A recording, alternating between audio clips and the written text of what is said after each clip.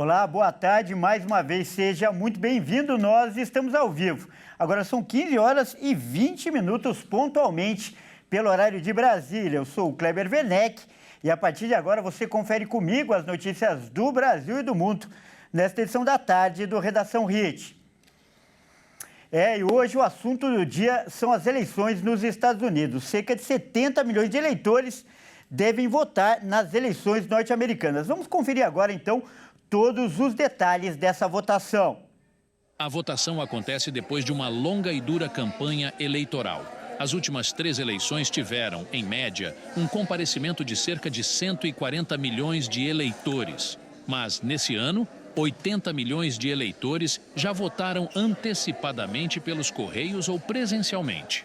A principal escolha dos estadunidenses é sobre quem vai comandar o país nos próximos 4 anos. De um lado, a democrata Kamala Harris, que representa a continuidade das atuais políticas, com destaque para facilitar o acesso à casa própria para os mais pobres. Do outro lado, o ex-presidente Donald Trump tenta chegar ao segundo mandato. Ele defende um aumento de tarifas de produtos importados e afirma que vai implementar um plano de deportação em massa no país. Os institutos de pesquisa indicam uma disputa acirrada, com um leve favoritismo para Trump. Mas o processo eleitoral é lento, já que cada estado tem regras diferentes. A definição deve acontecer com base nos resultados de 7 estados. Na Pensilvânia, por exemplo, que é o estado mais decisivo de todos, tem votação até às 10 da noite, pelo horário do Brasil. Além disso, a lei da Pensilvânia prevê que os votos pelos correios comecem a ser contabilizados somente após o fim da votação. Com isso, o resultado pode demorar vários dias. Além da espera pelo resultado, o americano tem que lidar com um país dividido. As autoridades temem protestos violentos após a divulgação dos vencedores. Em Washington, capital do país e onde estará Kamala Harris, e na Flórida, onde Donald Trump vai acompanhar a apuração, a segurança já foi reforçada. Para falar mais sobre esse assunto, nós vamos conversar agora com um especialista, aliás, um profundo conhecedor do assunto. O nosso convidado é o professor Vladimir Feijó, ele que é especialista em relações e política internacional. Boa tarde, professor Feijó, seja muito bem-vindo. Já quero agradecer a sua disponibilidade, sempre muito solícito aí aos nossos convites. Muito obrigado. Fico sempre muito feliz em poder contribuir, Kleber. Obrigado também. E, na sua opinião, né, alguns especialistas têm projetado como essa sendo a eleição até mais acirrada, mais disputada da história dos Estados Unidos. Você acredita que isso deve se confirmar agora nas urnas, na apuração dos votos?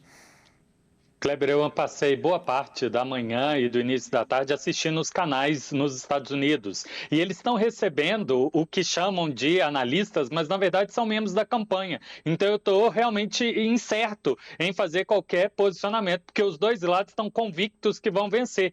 E isso só me reforça essa previsão, que exatamente está tudo muito incerto e que de fato só com a apuração para definir. Claro que a gente tem alguns indicadores, as eleições passadas e perceberam que os institutos de pesquisa subdimensionaram o voto no Partido Republicano e, portanto, com um empate técnico nas pesquisas de agora, a gente pressupõe que o Trump está em vantagem, sem contar aqueles estados em que não tem uma maioria já muito bem consolidada para um lado ou para o outro, eles falam toss-up, né, ou que hoje tem se traduzido também como estados pêndulo, eles têm uma maioria, uma tendência de vitória do Trump. Ele, se não ganhar a Pensilvânia, precisa ganhar 4 outros estados, mas ganhando a Pensilvânia, qualquer outros 2 ele vence. Já a Kamala Harris não tem um caminho muito fácil se não ganhar a Pensilvânia. Ela precisaria ganhar 3 do setor do Sol e pelo menos 1 ali do Norte. Correto. Agora, para atingir essa projeção que você fez para ambos os lados, o que pode ser decisivo nessas eleições, nessas horas praticamente aí de votação? Em especial o comparecimento e aqueles eleitores que são não afiliados a um partido ou outro se comprometerem a comparecer nas urnas e achar que essa é uma eleição realmente definitiva. Eu acredito que os jovens, muito se apostava eles como o fiel da balança dessa eleição, andam um tanto quanto cansados da, inclusive, a afirmação dos dois lados que essa é a eleição definitiva, se não acontecer isso, o país vai entrar no caos e esse público talvez não vai ser tão presente assim nas eleições. Mas esse público não afiliado e talvez uma população mais idosa pode girar a balança para um lado ou para o outro. E agora, Feijó, eu peço que você acompanhe comigo, né, duas reportagens para tratar os perfis de cada candidato. Primeiro, a gente vai falar da Kamala Harris. Vamos acompanhar aí essa reportagem sobre a candidata dos democratas. Kamala Harris, de 60 anos, candidata democrata na eleição dos Estados Unidos, nasceu na Califórnia. Ela se tornou a primeira mulher negra vice-presidente dos Estados Unidos. Antes disso, foi a primeira procuradora distrital negra de São Francisco e depois procuradora-geral da Califórnia. Também se tornou a primeira senadora negra do estado. Harris já ocupou cadeiras em vários comitês importantes, incluindo inteligência e judiciário. Harris costuma mencionar o peso da educação que recebeu de sua mãe, que imigrou da Índia sozinha aos 19 anos e ensinou a ser sempre a primeira mulher a conquistar algo, e também a lutar para nunca ser a última. Ela diz que, de todos os seus títulos, o de Momala, em uma brincadeira que mistura mãe com Kamala e significa colar de pérolas, dado pelos enteados, é o melhor deles. A senhora dos gatos sem filhos é madrasta de 2 jovens, Colin, de 30 anos, e ela, de 25 anos. Apesar de Kamala ser muito inserida na cultura norte-americana, ela sempre conta que suas raízes da Índia, onde ela passava férias com a família na infância, e a luta pelos direitos das mulheres e minorias fizeram parte da sua vida. E a gente volta a falar agora com o professor Vladimir Feijó. E, Feijó, eu peço que você fale os pontos favoráveis para a vitória da Câmara nessas eleições e também o que pode pesar contra ela. O que uma vitória, também isso é importante, da Câmara pode representar para o Brasil. Então, 3 aspectos: pontos favoráveis, pontos contrários e o Brasil no ponto de vista aí da vitória da Câmara, por favor. Comecemos pelo ponto negativo. Ela é uma folha em branco, uma pessoa que já mudou de posições e evita responder perguntas em certos temas polêmicos e que os americanos gostariam de uma firmeza. Portanto, ela transparece uma certa indefinição. Talvez, para quem curte aí os signos da vida, né? É sinônimo ela, como uma libriana conhecida por indecisão, pode pesar negativamente contra ela. Em positivo, o fato dela lutar pelas liberdades civis e usar esse discurso, e em muitas das cédulas de diferentes estados está em referendo sobre o direito reprodutivo feminino. E com isso, parte do eleitorado apoiaria essa pauta tradicionalmente do Partido Democrata diante uma crítica do Partido Republicano, que gostaria de regras mais rigorosas com as circunstâncias de aborto e também reprodução assistida, né? A questão de fertilização in vitro. Para o Brasil, a Kamala Harris representaria uma continuidade do governo Biden. Portanto, a manutenção da agenda de tentar reforçar os organismos multilaterais e incentivar, financiar a transição energética e, portanto, o tema de meio ambiente. E, professor, antes da gente passar para o próximo candidato, o Trump, há o risco dessas eleições, ou essa disputa, melhor dizendo, continuar, mesmo depois da apuração, um dos dois lados, o lado derrotado, não aceitar a derrota e tentar uma batalha judicial, enfim, algum outro tipo de estratégia? Esse risco existe? Kleber, já está judicializado, existem mais de 1.000 processos questionando as mudanças de legislação e eu tenho certeza que novas ações aparecerão questionando suspeitas de corrupção, de desvio, de fraudes do sistema eleitoral. Mas a situação é mais grave do que isso. Fala-se, sim, de um pequeno risco, mas ainda assim de um risco real, de guerra civil dentro dos Estados Unidos, porque em pesquisas de opinião, 8% dos eleitores do Partido Democrata consideram que seria legítimo pegar em armas para impedir que o Trump ganhe. Do lado do Partido Republicano, 6% dos eleitores consideram que seria legítimo pegar em armas para garantir que o Trump assuma a presidência. E, portanto, se um pequeno grupo de pessoas realmente exercer essa opção de usar da violência, pode ser que dali, em efeito cascata, ela se propague pelo país e aí a gente tem uma instabilidade muito grande. Olha, é um quadro preocupante que você acaba de falar aí. Com certeza é uma ameaça até à própria democracia, não é, Feijó? Sim, é pequeno o risco, a gente aposta que a sociedade americana vai sim dar credibilidade ao sistema e que os candidatos serão contra esse tipo de violência. Porém, caso aconteça, como eu chamei, uma pequena fagulha, um pequeno grupo de pessoas, se isso se propagar pelo país, a violência pode ser imensa. Lembrando que a população americana tem um percentual muito grande de posse de armas em casa, pessoas, inclusive, com verdadeiros estoques gigantescos, inclusive com armas pesadas. Correto, então. Então agora eu peço para a gente analisar o outro lado, o Donald Trump. Eu peço que você fale o que há favorável à candidatura, à vitória dele, o que pesa contra e quais os reflexos que uma eventual vitória do Trump pode trazer, né, para o nosso país, para o Brasil.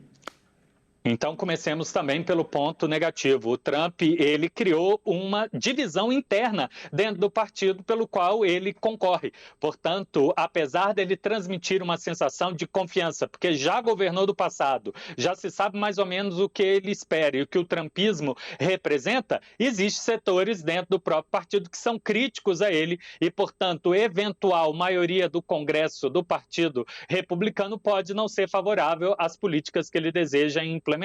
A favor dele está exatamente o principal tema de interesse do eleitorado americano, a economia, algo que a Kamala Harris não conseguiu transmitir uma sensação de segurança. Esse é um voto de mudança e o Trump, portanto, representaria a mudança dos rumos do governo Biden, do qual a Kamala Harris é a continuidade. Um outro tema de grande interesse é essa questão de descompasso entre o tratamento e benefícios sociais dados para os imigrantes e o resto da população americana, junto à sensação de insegurança, criminalidade como um todo. Para o Brasil, o Trump representa um claro desvínculo ao compromisso com a transição energética, um reforço a segmentos mais radicais da política, uma ala que no passado causou confusão dentro do território do Brasil e certamente um perigo muito grande de um embate econômico, já que parte muito grande da nossa economia está conectada com a China e com o Oriente e ele ameaça qualquer um que beneficiar ou que gerar crescimento a China poder sofrer sanções econômicas, algo que já aconteceu durante 2016 e 2020. Ele sobretaxou não só a agricultura do Brasil, mas todo o setor de mineralogia e o metal processado, né? Portanto, o aço brasileiro.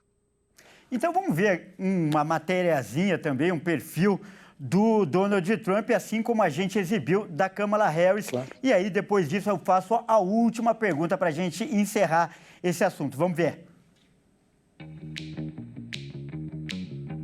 Donald John Trump, de 78 anos, nasceu em Nova York. É um empresário, personalidade televisiva e político americano. Foi o 45º presidente dos Estados Unidos entre 2017 e 2021. Após sofrer uma derrota para Joe Biden, na última eleição, o ex-presidente disputa mais uma eleição. O empresário nova-iorquino é o segundo de 5 filhos. Integrante de uma família já bem-sucedida no ramo imobiliário, Trump estudou em uma das melhores escolas do mundo, mas, por se envolver em brigas, teve que concluir os estudos na Academia Militar de Nova York. Aos 25 anos, o jovem Trump assumiu os negócios da família, que passou a se chamar The Trump Organization. 2 anos depois, A companhia foi processada pelo Departamento de Justiça por recusar imóveis a pessoas negras. O caso terminou em acordo judicial. Trump se casou 3 vezes e teve 5 filhos. A atual esposa é a ex-primeira-dama dos Estados Unidos, Melania Trump. Donald Trump passou de apresentador de reality show de TV para a política. Após romper com o Partido Republicano, Trump migrou para o Reformista e se lançou pré-candidato à Casa Branca. Mas, 4 meses depois, o empresário desistiu da política. De volta ao Partido Republicano, em 2016, foi eleito presidente dos Estados Unidos.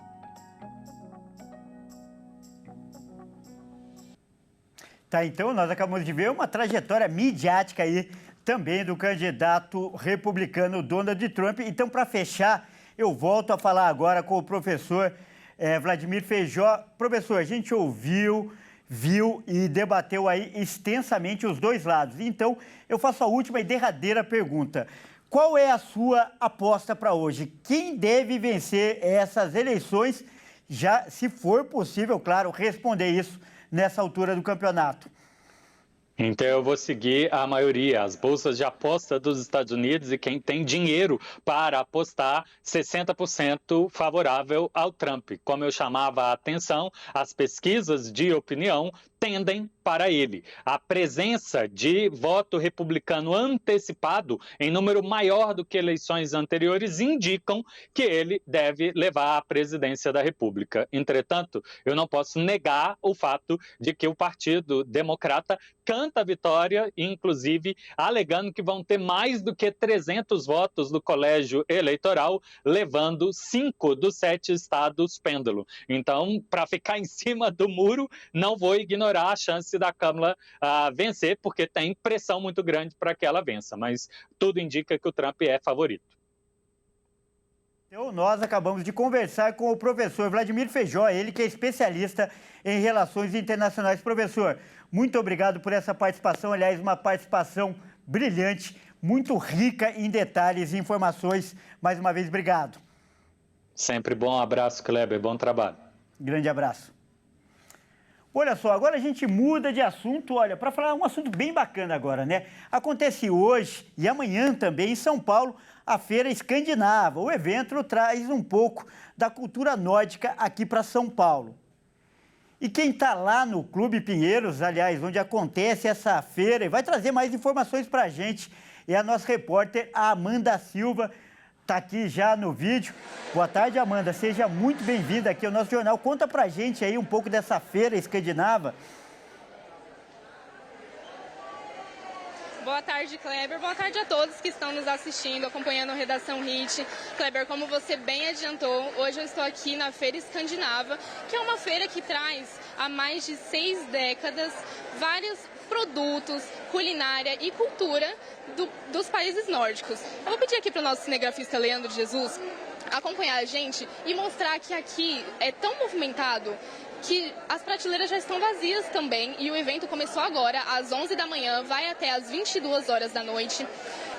A feira vai acontecer hoje aqui no Esporte Clube Pinheiros e vai até às 22 horas. Amanhã o horário é diferente, vai começar às 10 da manhã e vai até às 20 horas da noite. E a cada edição que acontece, um dos países nórdicos é o grande favorito, o que vai estrelar aqui o festival. E quem ganhou destaque esse ano é a Suécia, que é muito conhecida pelas formas feitas de vidro. A gente vai entrevistar agora o organizador do evento, o Alexandre, e ele vai contar um pouco pra gente como que tá funcionando a feira hoje. Boa tarde, Alexandre. Boa tarde, muito prazer conhecer. Prazer todo meu. Alexandre, primeiro eu quero saber como que é a programação aqui do evento. Começamos hoje às 11 horas, aberto ao público. Vamos hoje até às 22 horas e amanhã até o término do estoque. Como é uma feira beneficente, nós não temos reposição de estoque, então a gente vai vendendo assim com a chegada do público e toda a receita, o resultado é revertido para as instituições apoiadas pela Associação Beneficente Escandinava. Que bom. Conta pra gente também quais são as principais novidades dessa edição deste ano. Olha, nós temos diversas novidades. Esse ano, o país, como você disse, é a Suécia, então nós trouxemos novos cristais, novos designers. A Noruega também com os produtos do Natal, então sempre tem novidades. E a comida com novos chocolates, arenques, pastas, sempre alguma novidade a gente traz para esse público que é cativo aqui na Feira Escandinava há mais de 60 anos. E, Alexandre, conta pra gente um pouquinho, vocês estão com uma expectativa grande de público para essa edição? Vocês esperam que seja mais ou menos o mesmo número da edição passada? Sim, a gente espera que passem por aqui quase umas 10 mil pessoas, um pouco mais que o ano passado, mas essa é a média dos anos. Certo? Então é um público muito cativo, que adora a feira já há muito tempo e vem prestigiar, principalmente porque é um evento beneficente. E, Alexandre, como você bem citou agora há pouco na sua última resposta, você disse que o dinheiro todo arrecadado aqui vai para instituições beneficentes. Como que vocês decidiram levar esse dinheiro para essas instituições e quais são elas? Pode falar um pouquinho delas? Com certeza. É o resultado, né? A gente faz toda a arrecadação aqui, faz todas as despesas e todo o resultado é destinado a instituições aqui de São Paulo, fora de São Paulo, algumas também fora do estado de São Paulo. Entre elas temos o Lar do Caminho, temos a Crescer, temos a Fundação Dorina Noio para Cegos, entre outras. Ajudamos quase 5 mil crianças todo ano pela Feira Escandinava. Que bom. Vou pedir para você fazer um convite para todos os nossos telespectadores que estão acompanhando a gente agora. Faz um convite, chama eles para vir conhecer enquanto ainda tem os estoques. Exatamente, né? Vem nos prestigiar aqui na Feira Escandinava. Ainda temos alguns produtos. Vamos até às 22 horas. Temos nosso restaurante escandinavo. Venha saborear o nosso salmão, o nosso arenque.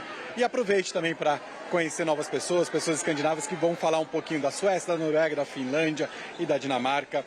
Então é um prazer recebê-los aqui. E é uma feira beneficente, então estaremos contribuindo um pouquinho para todas as instituições que são apoiadas pela Associação Beneficente Escandinava. Alexandre, muito obrigada pela sua participação. Ótima tarde para você. Kleber, eu vou continuar por aqui. Mais tarde eu posso voltar aqui no jornal para mostrar um pouquinho mais das novidades que vão estar aqui. É com você. Muito obrigado, Amanda. Combinado, daqui a pouco eu te chamo de novo. Bom, olha só, agora é hora da gente mostrar o que viralizou na internet. Vamos ver os vídeos que são destaque nesta terça-feira. E olha só, a gente começa com um vídeo que mostra um ladrão que se deu muito mal. A polícia chegou bem na hora que ele roubava a vítima, aliás, felizmente. Vamos ver esse vídeo? No vídeo gravado na Praia das Astúrias, Guarujá, é possível ver o momento exato em que o suspeito aborda um rapaz e mostra a arma para ele. Depois, rouba o celular dele. Enquanto o ladrão ainda revistava a vítima, uma surpresa frustrou todo o seu plano. Policiais que faziam ronda no local flagraram a ação do bandido e o abordaram imediatamente. Até a vítima ajudou. Pegou a arma que o ladrão tentava esconder. Em depoimento, o suspeito disse que roubou para pagar uma dívida de drogas. A arma apreendida, um calibre 38 que o rapaz portava, estava com a numeração raspada. O homem foi preso em flagrante e levado para a delegacia sede do Guarujá. E vamos ver agora uma cena inusitada que chamou a atenção de alguns moradores em Goiânia. Isso porque uma canoa apareceu navegando sozinha no meio do rio Paranaíba. Vamos conferir.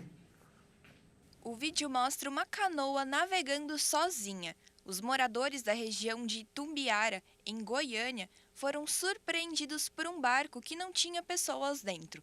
No meio do rio Paranaíba, a canoa rodou por uns minutos e parou sozinha. E de acordo com os moradores da região, momentos antes da canoa ficar abandonada, havia 2 pessoas dentro da embarcação, mas se desequilibraram e caíram na água. Por sorte, foram resgatados por uma lancha que estava passando por perto. Olha, e esse outro vídeo que também viralizou na internet. O vocalista da banda Coldplay, ele sofreu uma queda inusitada durante o show, ali no meio do show.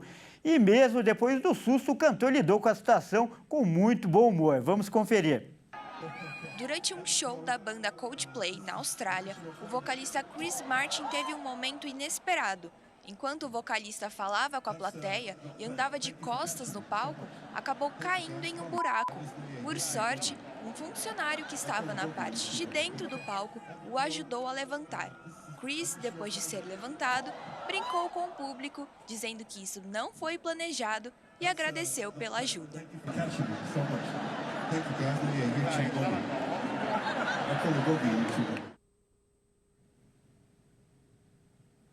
Vamos mudar de assunto agora e falar de saúde. Olha só esse alerta. Mais de 8 milhões de pessoas estão obesas no Brasil. A doença aumentou 4 vezes em uma década e preocupa bastante os especialistas. Vamos conferir.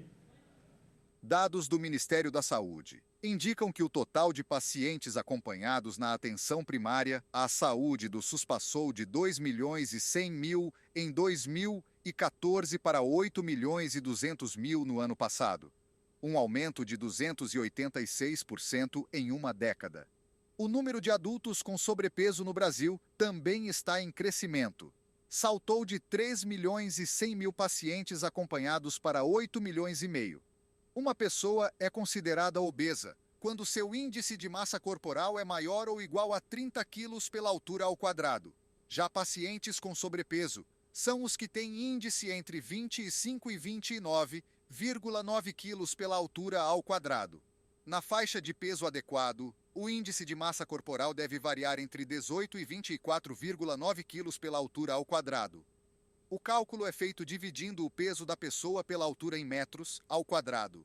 A obesidade está associada às reduções de atividades físicas cotidianas, como caminhadas, escadas e tarefas domésticas. Além disso, a mudança radical dos hábitos alimentares, com a substituição da alimentação caseira com alimentos da feira por alimentos processados e ultraprocessados de fácil acesso e hipercalóricos, além do uso desmedido de telas, inclusive por crianças, com a redução das brincadeiras infantis e prejuízo de um sono saudável, que também é um fator de agravo na obesidade. A prevenção deve começar principalmente na infância, já que cresce o número de crianças e adolescentes que apresentam o problema e têm uma grande chance de serem adultos com obesidade. A doença também está entre os 2 principais fatores de mortes evitáveis no mundo. A obesidade acarreta uma série de doenças associadas, como diabetes e hipertensão, problemas articulares graves, apneia do sono e as doenças cardiocirculatórias. Olha, e outro alerta importante de saúde. Os casos de doenças inflamatórias intestinais aumentaram no país. Vamos conferir nessa outra reportagem. O Ministério da Saúde recentemente publicou um dado bastante preocupante. No Brasil, o índice de doenças inflamatórias intestinais tem crescido cerca de 15% por ano. A estimativa é que um total de 600 mil pessoas sofram com o problema. A concentração maior de pessoas diagnosticadas são no sul e sudeste do país. E no mundo, o total já chega a 10 milhões de pessoas. Essa doença pode ser desenvolvida em uma pessoa por inúmeros fatores, como por genética, quando há histórico da doença na família, um desajuste imunológico, uso excessivo e prolongado de antibióticos e outros medicamentos, fatores ambientais como exposição à poluição, dieta rica em alimentos processados e industrializados e dentre outras possibilidades. A doença pode causar diarreia, dor abdominal, febre e sangramentos. Médicos informam que para uma melhora desse quadro é necessário a pessoa ter uma vida saudável, com boa alimentação, longe de alimentos processados, praticar exercícios, evitar o tabagismo e controlar a obesidade desde a infância. O Senado Federal deve votar nos próximos meses um projeto que cria a Política Nacional sobre Doenças Intestinais. O objetivo é desenvolver medidas mais objetivas para melhorar a compreensão e o atendimento a essa causa tão séria no Brasil, levando o assunto a escolas, centros de ensino, com programas de orientação e cuidado. E vamos voltar a falar da Feira Escandinava, que acontece em São Paulo. A Amanda Silva, né? Ela está lá e vai mostrar mais atrações para a gente. O que você tem para mostrar agora, Amanda? Por favor. Kleber, hoje aqui eu acabei de subir no parte de cima do restaurante, que tem várias comidas típicas. É lógico que a culinária nórdica não poderia ficar de fora de um evento como esse. E olha, aqui tem comida para quem quiser, de todos os tipos e de todos os gostos. Tem uma chefe que é especialista em em culinária escandinava. E como você pode ver, tá todo mundo se servindo, tá todo mundo aproveitando aqui. Quem prefere lanche, tem as opções, mas também tem pratos de comida. E uma nova opção de prato, que é uma espécie de almôndega tradicional dinamarquesa. Ela é servida com salada de batata e geleia, que é um fruto típico das regiões nórdicas. Para quem preferir, aqui esse horário é bem tranquilo, como vocês podem ver. Aqui na parte de cima do restaurante está bem mais tranquilo do que a feira lá embaixo. E Mais uma vez, lembrando, a feira está acontecendo aqui no Clube Pinheiros, que é na Rua Tucumã, na entrada 36. Para quem quiser mais informações, pode entrar no site feiraescandinava.com.br. O evento hoje está acontecendo das 11 da manhã até as 22 horas da noite. E amanhã o horário é um pouco diferente, tá, Kleber? Começa amanhã às 10 da manhã e vai até às 20 da noite. Isso se durarem os estoques, porque, como a gente está vendo aqui, o movimento é muito grande, tem muita gente comprando, muita gente vindo visitar. E as instituições beneficentes que vão adorar essa venda, esse fim de estoque. Então, eu deixo mais um convite para vocês. Venham conhecer um pouco da Feira Escandinava. É com você, Kleber. Tá certo, Amanda. Muito obrigado aí pelas informações. Brilhante participação. E olha só, vamos mudar de assunto agora, porque agora é hora de falar de esportes aqui no Redação Hit. E quem traz as informações, como sempre, está aqui ao meu lado, é o Caio Veríssimo. Boa tarde, Caio. E a gente começa, né, no esporte, mas falando de um caso de polícia e triste, né? Já que o craque do Flamengo, o Bruno Henrique, está sendo investigado por um suposto envolvimento em apostas. Não é isso, Caio? Conta pra gente. Exatamente, a gente falando mais uma vez de jogadores envolvidos, né, em apostas. Uma boa tarde a você, Kleber. Boa tarde a todos que nos assistem. Bom, o jogador do Flamengo, né, ele é o nome da vez nesse assunto que tem sido muito discutido ultimamente, os jogadores que estão se envolvendo em manipulação. E a questão do Bruno Henrique é que ele favoreceu familiares. Então vamos ver a matéria. As investigações apontam que o atleta teria forçado uma falta para cartão amarelo no jogo contra o Santos. A disputa aconteceu há 1 ano e era válida pelo Brasileirão. Autoridades rastrearam que a família do atacante apostou que ele levaria um amarelo e foram favorecidos. O rubro-negro acabou expulso no fim da partida. Bruno Henrique é alvo da Operação Spot Fixing, deflagrada pela Polícia Federal e pelo Ministério Público do Distrito Federal, com o apoio do Grupo de Atuação Especial de Combate ao Crime Organizado do Ministério Público do Rio de Janeiro. Agentes da PF saíram para cumprir 12 mandados de busca e apreensão, expedidos pela Justiça do Distrito Federal, no Rio de Janeiro e nas cidades mineiras de Belo Horizonte, Vespasiano, Lagoa Santa e Ribeirão das Neves. Também são alvos o irmão de Bruno, a cunhada e 2 amigos. Entre os endereços visados estão a casa do atacante, na Barra da Tijuca, o Ninho do Urubu, centro de treinamento do Flamengo, em Vargem Grande, e na sede do clube, na Gávea. Bruno foi acordado pelos agentes em casa e foi treinar normalmente. Segundo o Ministério Público, trata-se de um crime contra a incerteza do resultado esportivo, que encontra a conduta tipificada na Lei Geral do Esporte, com pena de 2 a 6 anos de reclusão. E o Flamengo postou uma nota nesta manhã, afirmando que dará suporte ao atleta, o Bruno Henrique, e que o jogador seguirá treinando com a equipe e que vai viajar com a delegação para Belo Horizonte para o duelo contra o Cruzeiro amanhã. Tá certo, então, Caio, agora vamos falar de futebol, de bola rolando. Na verdade, vamos falar mais de torcida, né? Já que ontem aconteceu o clássico entre Corinthians e Palmeiras e uma cena inusitada chamou a atenção. Olha só, uma cabeça de porco foi jogada no gramado, Caio. Conta essa história pra gente. Pois é, um clássico Palmeiras e Corinthians a gente pode esperar de qualquer coisa, né? Nesse jogo, mais uma cabeça de porco, realmente ninguém espera, né? Bom, o jogo que marcou a vitória do Timão depois de 3 anos sem vencer o Palmeiras deu lugar para esse assunto, uma cabeça de porco no campo. Vamos ver. Tudo começou no Mercadão de São Paulo. Um torcedor corintiano publicou um vídeo comprando uma cabeça de porco e provocando a torcida do Palmeiras. O porco é o mascote do Alviverde e, segundo o próprio torcedor, o objetivo era desestabilizar o time de Abel Ferreira. As autoridades ainda não sabem como conseguir entrar no estádio com o objeto, já que todo o público é revistado antes de entrar na arena. Mas no primeiro tempo, a cabeça do porco foi arremessada no gramado e assustou até o atacante do Corinthians, Yuri Alberto. O camisa 9 achou que era uma pelúcia ou um brinquedo e chutou a cabeça do porco achando que era leve, só que ele não imaginava que era de verdade e que pesava 10 quilos. Essa não foi a primeira vez que a cabeça do animal foi atirada em campo. Em 2002, durante um clássico entre Barcelona e Real Madrid, era o primeiro jogo do português Luís Figo contra o seu ex-time. Naquele ano, o jogador tinha trocado o Barcelona pelo Real Madrid e os torcedores do Barcelona jogaram um objeto no atacante em referência à traição. No ano passado, no jogo de ida da final do Campeonato Gaúcho, entre Caxias e Grêmio, torcedores do Caxias jogaram uma dentadura no gramado, que acabou atingindo o repórter. Outro caso famoso aconteceu em um dos maiores clássicos do Nordeste, Bahia e Vitória. Em 2013, o Vitória vencia um jogo do Campeonato Baiano por 2-0, até que os torcedores do Bahia começaram a jogar um instrumento chamado cachirola, uma espécie de vuvuzela no gramado. O episódio ficou tão famoso que ficou conhecido como Revolta da Cachirola. Por falar em jogo com muita história, hoje também tem clássico, só que lá no Rio de Janeiro, né, Caio? Conta pra gente. Exatamente, hoje é um jogo muito importante pro Brasileirão, Kleber. Isso porque o Botafogo vai enfrentar o Vasco, tendo a oportunidade de abrir 6 pontos do segundo colocado Palmeiras, que tropeçou ontem contra o Corinthians. Botafogo e Vasco fazem outro grande clássico desta 32ª rodada do Brasileirão.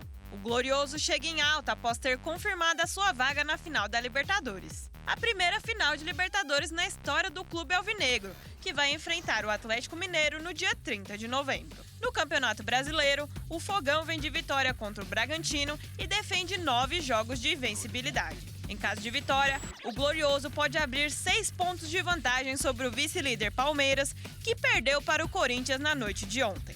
Arthur Jorge não vai poder contar com o zagueiro Bastos, pois está suspenso pelo 3º amarelo. Adrielson ficou com a vaga. Já o Vasco vem se recuperando de uma sequência ruim no campeonato e também vem alto após 2 vitórias seguidas em cima de Cuiabá e Bahia. O Cruz Maltino ocupa a 9ª posição com 43 pontos e quer a vitória para subir na tabela e continuar sonhando com uma vaga na Copa Libertadores de 2025. Sem Felipe Coutinho, que foi poupado, a tendência é que Rafael Paiva repita o time que venceu o Bahia, com as voltas de Hugo Moura e Vergete, que cumpriram suspensão na última rodada. O Vasco também conta com um retrospecto a seu favor contra o Botafogo no Engenhão. São 3 vitórias cruz-maltinas em 4 partidas disputadas no estádio. Botafogo e Vasco se enfrentam às 21h30 no estádio Newton Santos, no Rio de Janeiro. É realmente um jogão que deve acontecer essa noite, mas não é a única partida. A rodada do Brasileiro ainda tem outros confrontos, né, Caio? Exatamente, Kleber. Hoje nós temos jogos que valem muito para quem está tanto na parte de cima quanto na parte de baixo da classificação. Os 3 jogos vão acontecer às 21h30. O Inter vai receber o Criciúma no estádio Beira-Rio, buscando manter os 12 jogos de invencibilidade e vai contar com o apoio da torcida. Já o Criciúma está a 3 rodadas invicto e quer 3 pontos para continuar fora da zona de rebaixamento. O Bahia vai enfrentar o São Paulo na casa de apostas Arena Fonte Nova, querendo sair da fase ruim de 2 vitórias nos últimos 10 jogos. E o São Paulo quer se recuperar após o empate contra o Criciúma, que o fez perder uma posição na tabela. E fechando os jogos de hoje, o clássico da amizade entre Botafogo e Vasco, como nós mencionamos, vai acontecer no estádio Newton Santos. Tá certo, então, Caio, muito obrigado pelas informações. E às 18h30 você volta com mais notícias do esporte, combinado? Tá certo, até lá então. Até lá. Bom, é isso aí, essa edição fica por aqui. Eu agradeço demais aí a sua companhia.